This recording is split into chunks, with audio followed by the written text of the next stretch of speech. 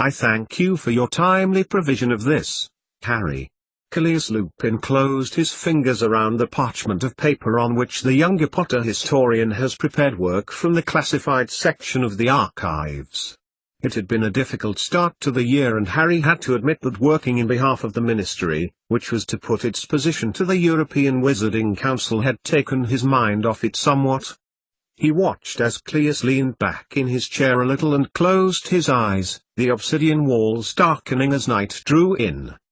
8 weeks and the evidence for integration needs to be presented, the Minister for Magic continued, as he gestured towards a pot of tea on his table. Would you care for a cup? Harry shook his head. The day had been a trying one. In addition to Hermione flewing at the last moment that she wouldn't be home as planned, his mother before that seemingly with no other aim than to talk to him.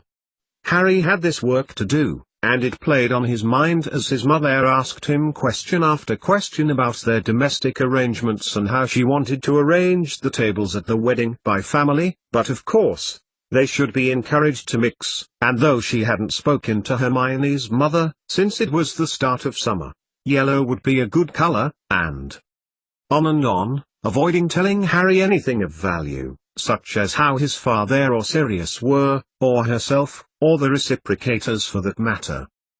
Draco is being very thorough, Callias said, at length. All of my departments must present their statement on wizards, as do each of the countries in Europe. The President may have his work cut out if he has to wade through each country's report from each of their departments. May I say how quickly you have got this into my hands? With inspiration like yours over historical documents, you truly are Lily's son. Harry shifted uncomfortably in his chair, then suddenly his hindbrain seized control of his mouth. Did you know about Mum and your brother, sir? Callias paused mid-sip of his tea and looked over the rim. He lowered the cup slowly into its white china saucer and pursed his lips. Just as Harry thought he wouldn't answer, Callias smiled his smile that Hermione said was his gloss, one which he put on for show, covering things up and making things better. Let's see him make this better, a voice at the back of Harry's head whispered to him urgently. No, Harry, I did not. But they had always been very close friends. I was accepted to Hedgewood's with their help. Your mother persuaded Snape to continue with his research into the universal link. True integration then, when I was accepted, you see. It is ... unfortunate. At least, someone is with him now. I can rest a little easier knowing that if there were any change your mother would come to me immediately. He folded his arms a little and added, I know it cannot be easy for you, especially with your own wedding approaching. So, have you considered our offer? He added, changing the subject. Yes, nodded Harry. The money would go a long way to getting Hermione everything she wanted, whether or not it matched his mother's plan, and towards a house of their own to boot. The Strasbourg apartment was all well and good, but it couldn't be forever. Then, you need to be prepared to be proactive, search where records there are not and read what is not written. Sir? It is a motto, of a kind. Harry, listen to me. The information I am seeking while you search for evidence for our case is hidden well beyond the reach of even the most skilled of wizards. Callias Lupin leaned over his desk, staring at Harry suddenly, eyes wide as if stricken by a disease which was about to make him fall dead, and therefore must impart the information with haste and urgency. And then, from Callias's mouth something Harry had never expected. Though he was a brilliant wizard, there are things that Aberforth has done which are almost as unforgivable as those of his brother. How easy did you find obtaining this information? Very easy, replied Harry, frowning. His workload had increased since Christmas and he was now entirely in charge of data collection and analysis from the historical records. A lot of it was in the Ministry archives. Well, what I am going to ask you to work on, for the hearing and for the future is not, and it is must not be repeated. Callias reached out past his now abandoned teacup and to his gnarled wand, curling his hand around it. Swear it. It was not a swearing which required words. Harry, in wizard fashion, pulled out his wand from his pocket, raised it aloft and met Cleus's at an angle, both wands forming an X in the air. Pale lilac sparks crackled between the wands. Harry felt the energy between them forcing him back, as if two similar magnet poles had come apart and were repelling one another. I swear that what I hear before you, now and forever, will be my secret until death, whether I choose this mission or not, from heretofore. Harry recovered his balance, glancing at his own wand, which was still producing lilac sparks, and then back to Cleus. You are familiar with the fact that Aberforth Dumbledore saved the Ministry ... and Hedgewood's ... by opposing his brother and then taking over? Yes, sir. Mum and Dad were I remember Dad saying. And that the students, some of the students, had formed themselves into a group. That's right, Cleus nodded severely. But that's not the half of it. Aberforth Dumbledore chose to expunge the record of a lot of information pertaining to when his brother was headmaster, including the actions of that group. He rubbed his beard and steadying himself against the table. Wizards who might otherwise have been brought to justice for using curses and spells against non-wizards, and wizards too have evaded it, for a lot of evidence simply cannot be found. The official record now appears to show that anything that happened during his time that did not happen. Harry could feel his mouth dropping open. Oh, but yes, of course it did. But as we get further and further away from that time, there are only people's memories to rely on. Your parents at school, for example, those in the ministry, do you see? If nothing can be set down straight, the argument continues. The argument has continued. The moral path is being challenged by extreme wizards bent on division. While, on the other hand, there are extreme wizards.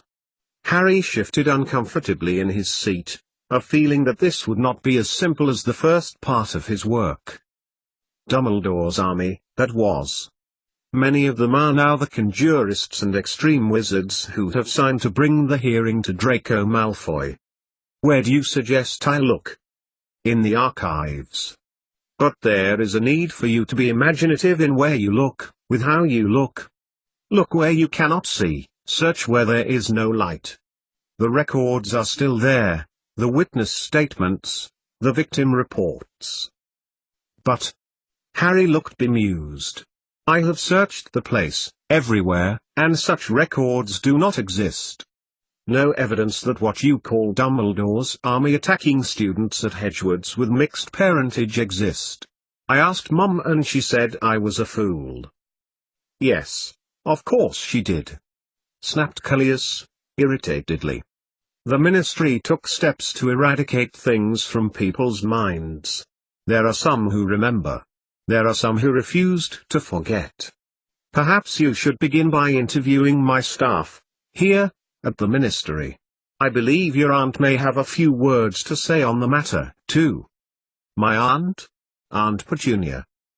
Indeed so. Do you have another? Harry shook his head. And your father?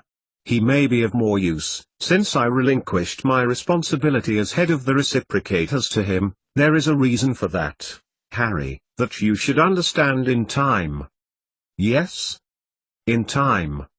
His department oversees the discharge and security of our time turners, does he not? Yes. Harry nodded briefly, realizing slowly that this was no ordinary collection of his work. Cleus was trying to tell him something weighty and it had taken his dispatch of work to do it. Sir, replied Harry, evenly. I have spoken to Dad, and I will do so again as you suggested. He is. Mum is. They are concerned. A lot of the reciprocators are concerned about Lindveld-Halen.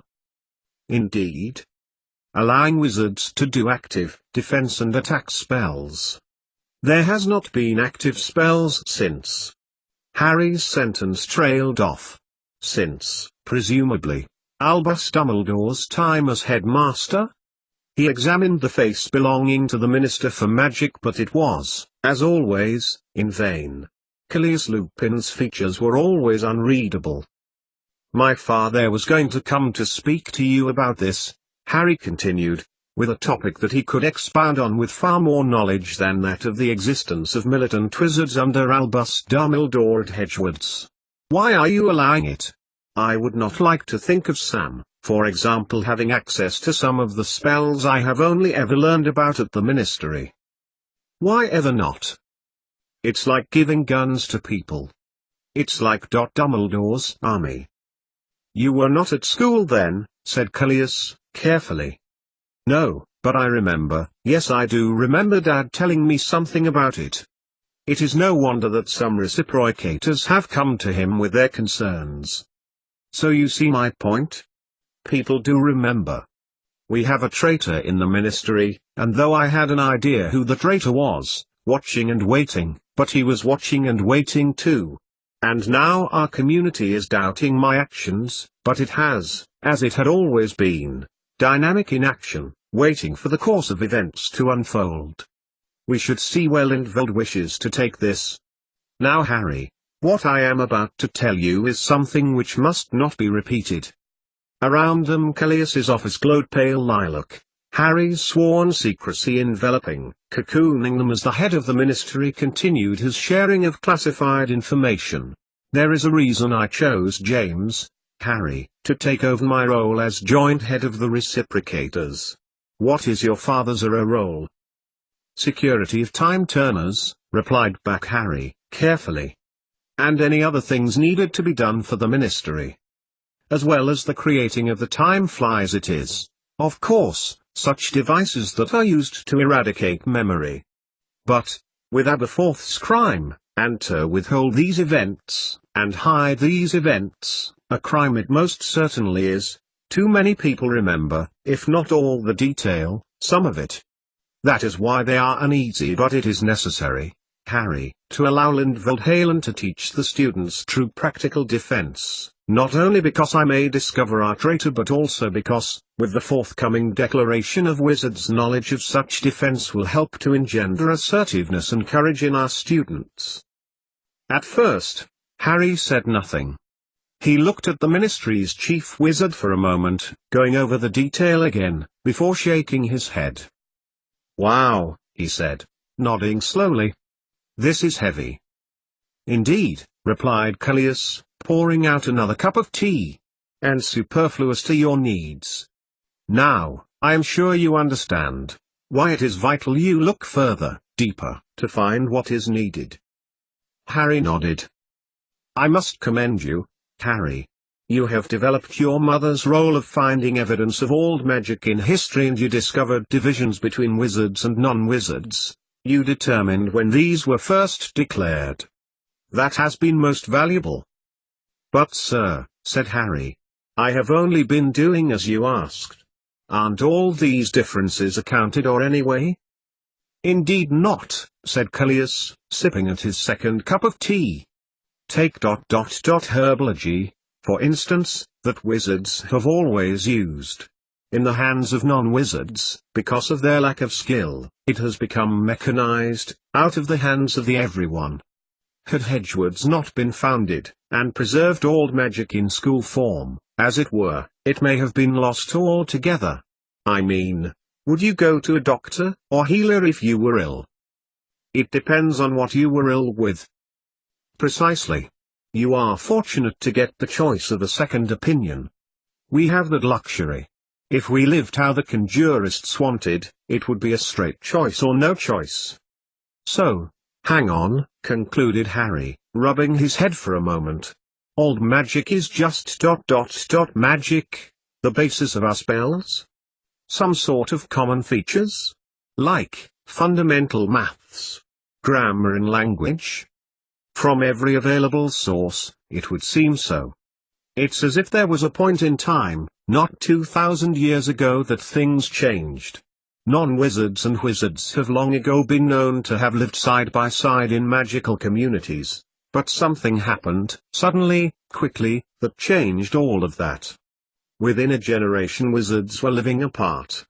Perhaps it has something to do with non-wizards getting ill in the proximity of magic. Or, by inventing more efficient spells, wizards felt that they were somehow more sophisticated.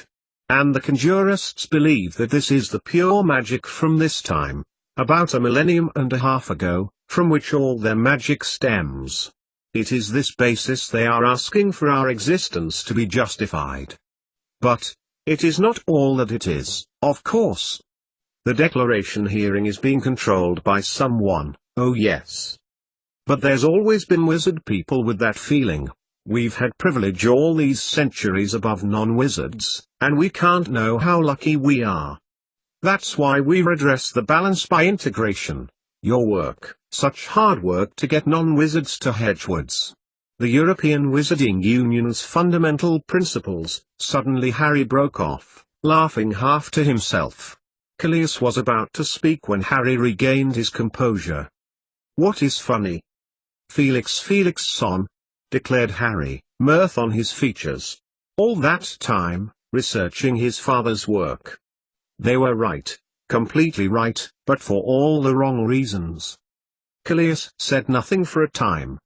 Harry, not known for his outbursts, even if it was just laughter, had made an excellent point, one he, Callias, was going to pursue for the cause of anti-segregation, for that was what the declaration had been really designed to do.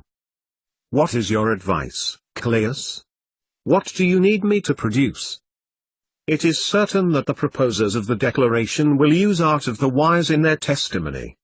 More than certain, it is at the heart of it, which could result in untold repercussions, for our two main enemies, Albus Dumbledore and Gellert Grindelwald, are the true instigators.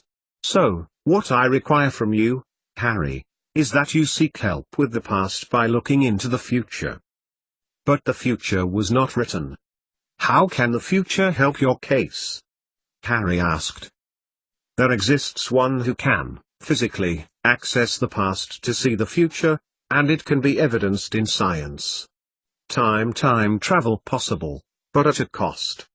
Spells set in books have a record from the past but also sealed and stored with other possibilities. We had to regulate it all now. The veil. Hang on, you don't mean ... Mrs. Lupin? Harry put a hand to his head trying to take it all in. She teaches science. She came from a different place. No, replied Callias. I do not mean Mrs. Lupin. Their identity is not important. What is important is that somewhere else lie the memories that Aberforth was so desperate to hide away in order to give our country a clean slate. And also, Callias paused, looking carefully at Harry, if one looks to the past, knowledge is power, strength and wisdom. It is to know everything that others do not. That is a very strange view of magic, knowing more than someone else. Some may say in any circumstance, intelligence is the key to winning any war. The sooner a sentient being talks the faster it had communicated. Callias pulled open his desk drawer and, before Harry placed a thick, ancient book. It is very old. Something which Callias did not need to tell him. Harry rose from his seat, looking at it eagerly, fighting the will to touch the pages, for they looked as if they would crumble to dust at his touch. You are familiar with the Hedgewood story of Salazar Slytherin? Without taking his eyes off the book, Harry nodded. That he had a dispute with the other three founders and left. Did you ever get told what he did after leaving the school? Harry looked to Callias sharply. He travelled round Europe, Callias continued, looking for others, anyone who would share his beliefs, robust, logical, testable beliefs. He gestured towards the book. Everything he believed, written down. Everything he had seen and done. A precursor, after a fashion, to Felix son. And then, quite unexpectedly, he met someone who believed wholeheartedly in everything Slytherin had done. Someone who was desperate to save the life of his wife. You may touch it. It may be old, but it is robust. Harry looked up for a moment at Callias, to make sure he was serious, then dropped a hand to the cover. It was heavy, as if he was touching lead, but soft, still, bound as it was in leather. On the cover there was a name, his name, Slytherin. The pages crackled under Harry's fingertips as he turned them, craning in at the old, cramped, cursive script in which this was written. To one side additions and addenda had been added, names, places, extra information. As he turned the pages yet more, and sketches, of what looked like the effect spells, recorded in ink, of their hand movements, another with what looked like a list of potions' ingredients and their incantations. Still further was a list of names. Harry traced his finger down the list, pausing at one, and then glancing up.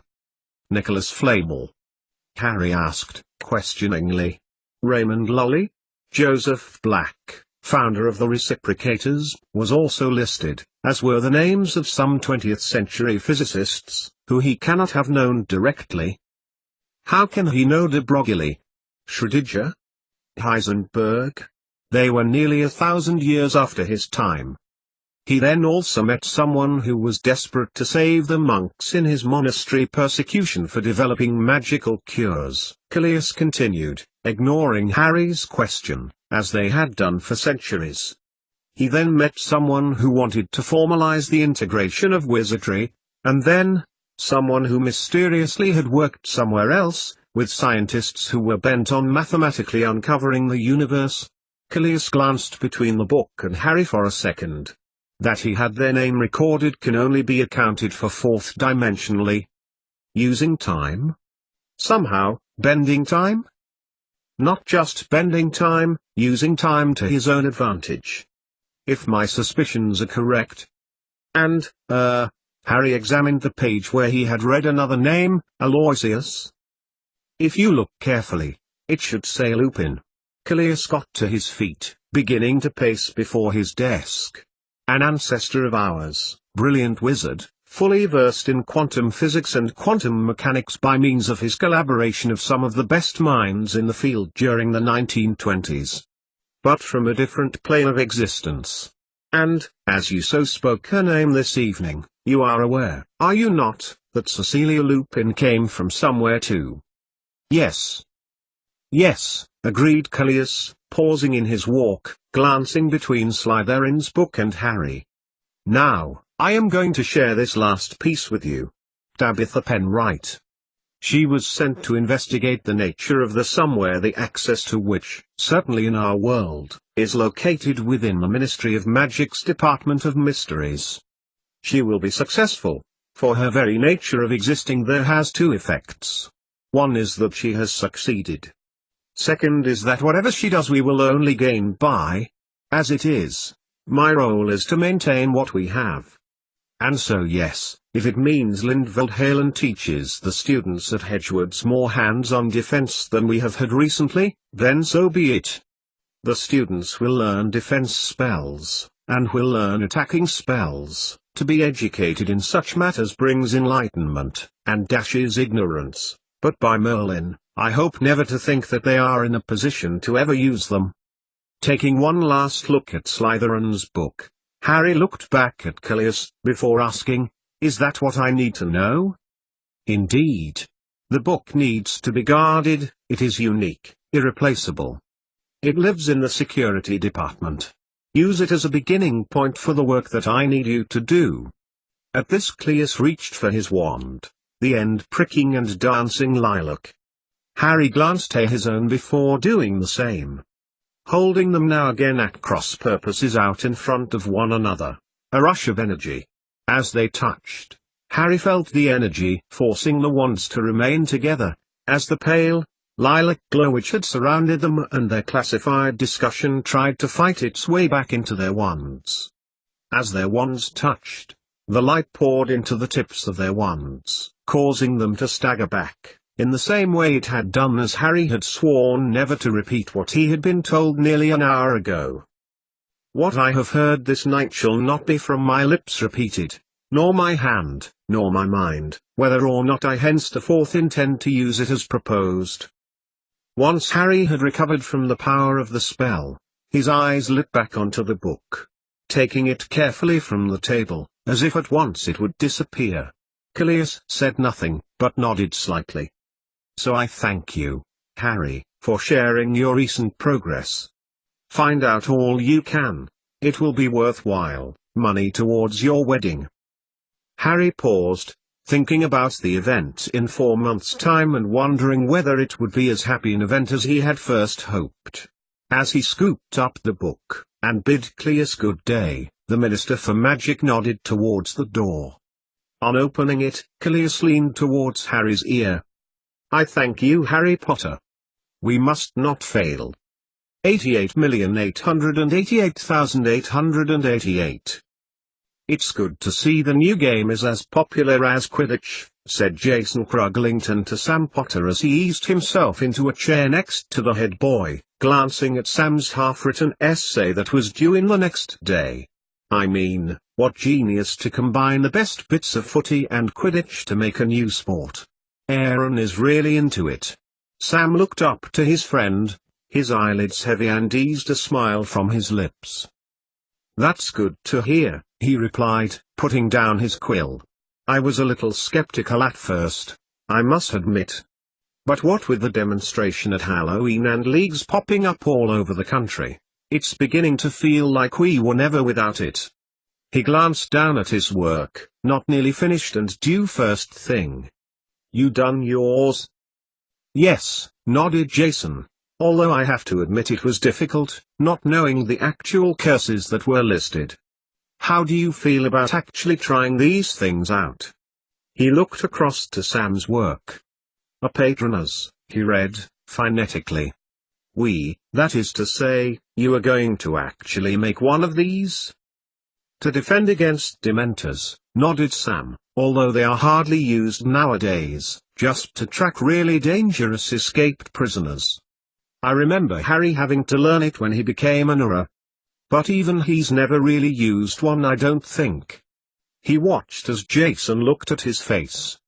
You look tired out, mate, he said. That lady love of yours keeping you up? Not in the way you might think, said Sam, glancing over his work again and then back at Jason. Crystal Leo '*s ... unwell, and not likely to get better. I'm helping her find a way, anyway, that will help her. Maybe something in potions? We are going to be learning about healing potions soon. Or in herbology? Plants used in medicine? Maybe, replied Sam, dismissively. We have tried a lot of things. Her mother has the same condition. There is no cure, really. But I am determined to help her. Jason paused for a moment, considering Sam's recent past, the Halloween games, the trial. He'd told him about the disastrous Christmas and that his application for the European Wizarding Council was in the balance. All in all, not the most smooth of years for him. Crystal Leo will eventually go mad, said Sam, looking down at his paper. She came here to, well, learn what she could. But she is an Irrito Veritium, a witch who can predict the truth about the future. As such, her kind are well sought after. But there is a time when her gift will become a curse. I had noticed that she spends a lot of time on her own, commented Jason. More and more. It's the only way she can cope with the truth-telling. She told me she spoke to her father and her grandparents at Yule. This is what it is like for people with her gift.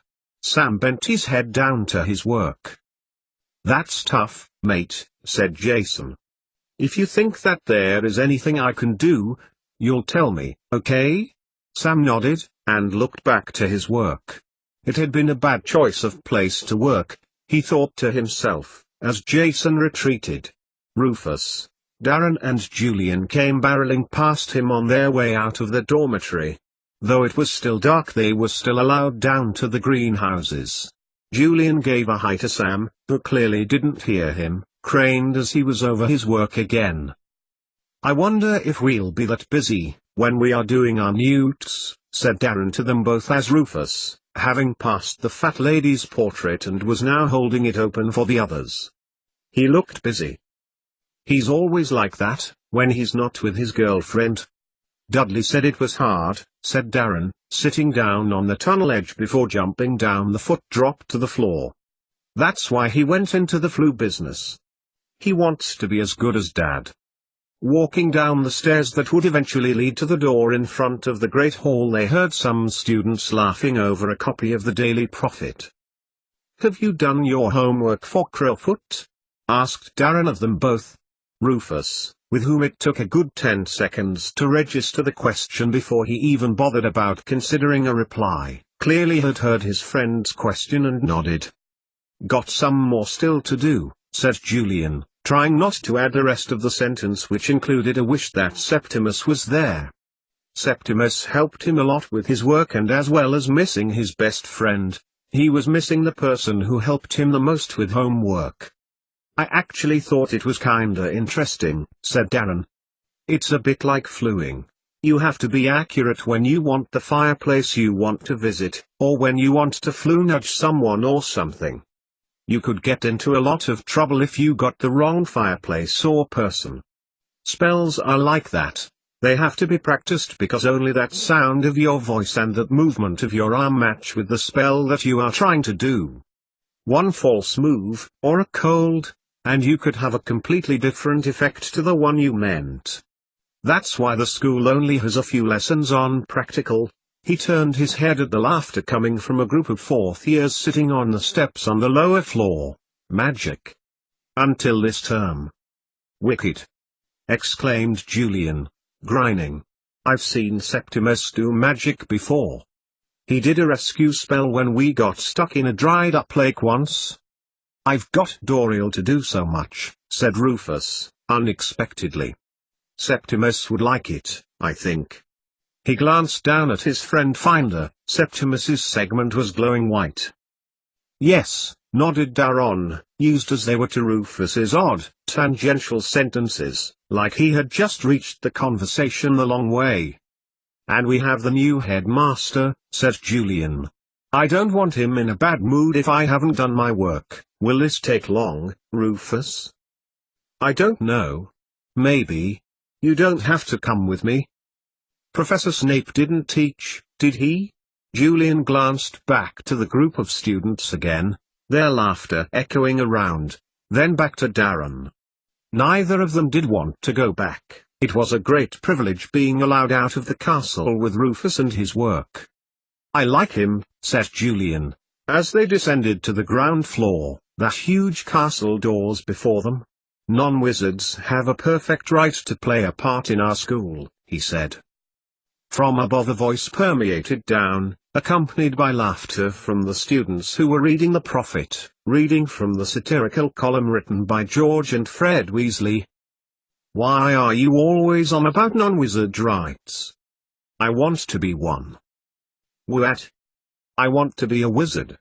From now on, I want you to call me John Wand Charmer." At this laughter erupted from the third years who had enchanted the newspaper to read out the column. "What? It's my right as a non-wizard." "Well, why do you want to be John Wand Charmer, Fred?" "I want to do dark arts." "You want to do dark arts?"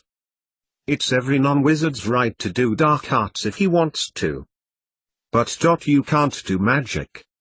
Don't you come all conjurist on me, Pus."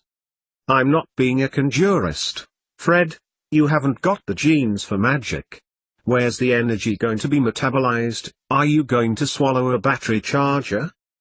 "Conjurist. I have an idea. Suppose you agree that he can't actually do dark arts, not having the genes for magic, which is nobody's fault, not even the conjurists, but that he can have the right to do dark arts." "Good idea.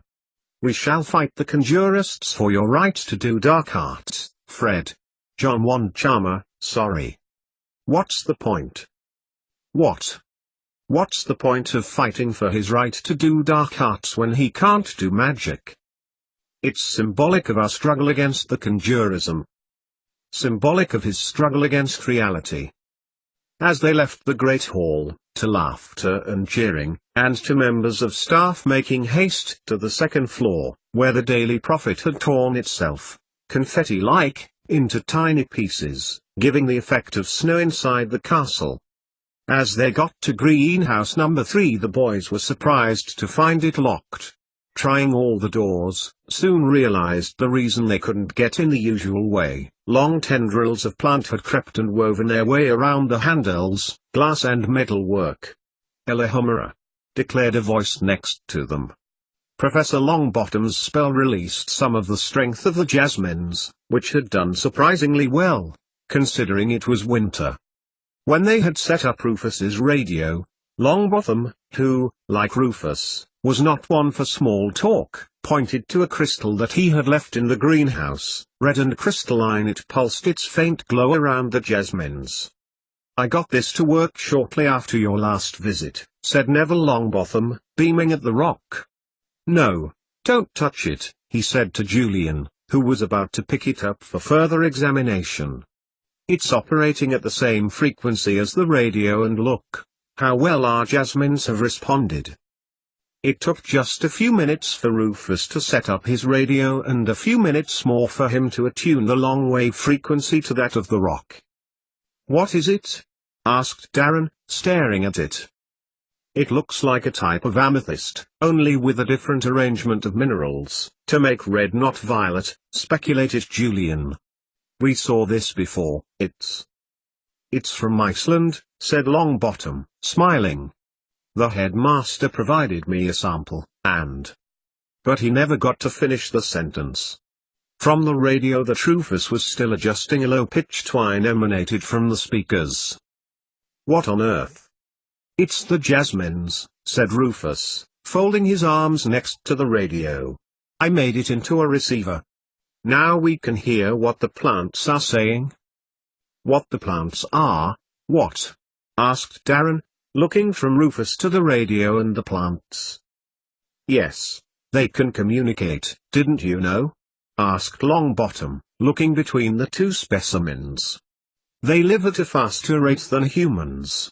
Time gets dilated so we can pick up their communication. Rufus, here, has managed to find a way for us to detect it." "You didn't tell us," returned Julian hotly. Then he grinned. "Well done, Rufus, mate," he said, clapping the dark-haired boy on the shoulder. "This is excellent. Just think of all the plants that we can speak to, and us to them. I feel that there is more work to be done, certainly, for not every plant will respond in the same way," warned Neville Longbottom, smiling down at Rufus. "But this is groundbreaking. I do not know of any other research like this, Rufus. Make sure you record this, and send it to Professor Halen. He needs to know this. Hedgewards needs to be credited with this discovery. You can help him, lads, right?" Both Julian and Darren nodded at their teacher's enthusiastic praise of their friend. "Will you help me write everything down?" asked Rufus, when Neville Longbottom had left. "I have lots of things written down all over the place." "This would have been right up Septimus's street," said Darren, as he took a section of parchment and tried to read Rufus's handwriting in the dimness of the candlelight that served in the greenhouses. After an hour and some progress on the parchment slips, Rufus collected their work together and they headed back to the dormitory, paper still littering the ground floor of the school as they ascended. Climbing back through the fat lady's portrait hole, a thought suddenly occurred to Julian. He followed Darren and they emerged into a sparsely populated common room, it still being midweek in midwinter. "That thing, the red amethyst and the radio," Julian said to Rufus, unable to hold on to his thoughts any longer, as they stood by the door of the boys' dormitory. "How you managed to receive signals from the plants on it." He stopped, looking between his two friends, then held up his friend finder. "I wonder Dot could manage to get hold of Septimus. 88,888,888. And the book appeared leather-bound, red. It was under her bed. She was at Durmstrang, of course. But now, Cecilia moved her arm, her heavy arm, trying with all her strength to waft away the great clouds that were obscuring her view. Her book. Severus needed it, for Remus. For the universal link. It was there, of course. But now, lying open on her bed. It was blank. All blank. But of course, it would be, whatever was recorded there was enchanted to do so, to appear in Snape's duplicate. She tried to get nearer, but she felt as if something was holding her back, her feet anchored in one place, her upper body unable to move. And now the book was not there. In its place another, smaller green bound. No. Cecilia protested soundlessly. Where was it? Where had it gone? It was valuable. And this a thin book, parchment bound. What was this? She craned over her bed, there in Durmstrang, and tried to read the words on the front cover. She shivered, the shiver of a person overcome with dread and foreboding. There was a name on the front cover. Tom. Tom Marvolo Riddle. Are you actually making any progress, my love, or are you just entertaining yourself? Gellert Grindelwald removed his pipe from his lips, holding the bowl as carefully as if it were the most precious thing in the world, and looked at Albus through the thinning haze. Albus Dumbledore raised his white head from the rim of the prime pensive.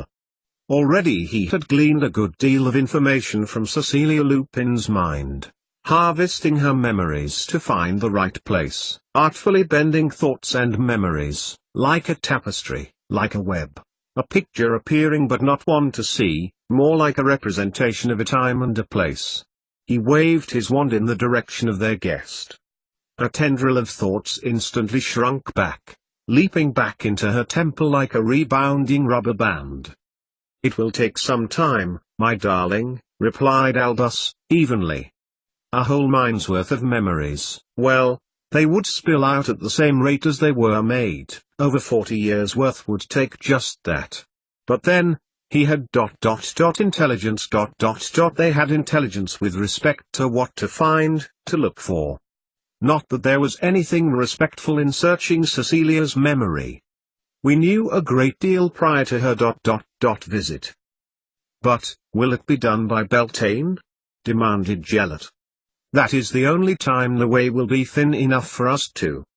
I have every confidence, replied Albus, stepping down from the omnipotent memory store, the only one in existence in the entire world, and then descending the spiral staircase from the mezzanine to the ground, approaching his lover with openness, open-joyed that he was, at last, able to pursue what they had dreamed about together for so long. Their goal was so close he could almost taste it. He placed his hand over Grindelwald's. Remember, it was you who bade me have patience once, he whispered softly into the great wizard's ear. Gellert interlinked his fingers with Albus's. Indeed.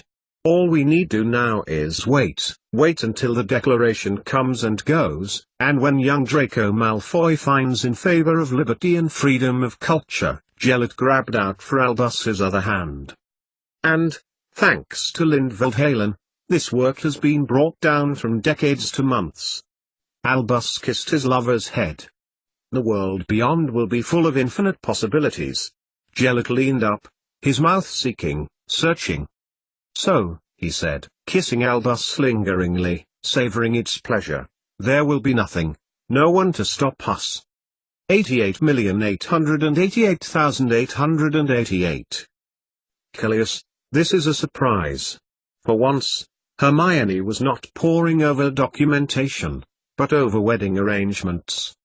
Her mother had just left and, for once, Hermione felt uplifted, positive for the future. It had been good to see her all those months putting off seeing her. With her promotion and the work that came with it, there had come to a point when Hermione knew that if she didn't focus on wedding arrangement, she and Harry wouldn't be getting married at all. When she opened the door for the second time that afternoon, expecting to see Mrs. Granger wanting to collect something she had forgotten, instead, the glow of happiness that afternoon had garnered began to fade quickly. "Can you conform something, Miss Granger?" asked Cleus when she had invited him in. "Has Septimus reached Buttons?" "Miss Granger?" asked Cleus, when Hermione hadn't replied. "Please, won't you sit down?" I understand that you and Harry spoke a few days ago. I am pleased he has a purpose. She watched Cleus as his eyes lit on the wedding catalogues and samples of wedding stationery that lay on the coffee table.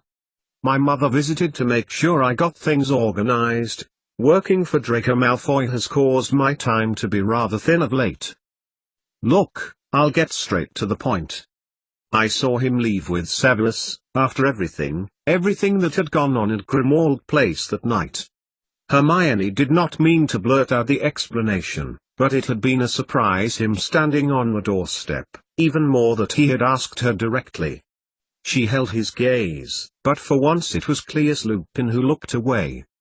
I came here to ask for your help, Miss Granger, Cleus explained, his eyes looking back over to the coffee table, at the fabric swatches overlaying one another, the business cards in a neat pile.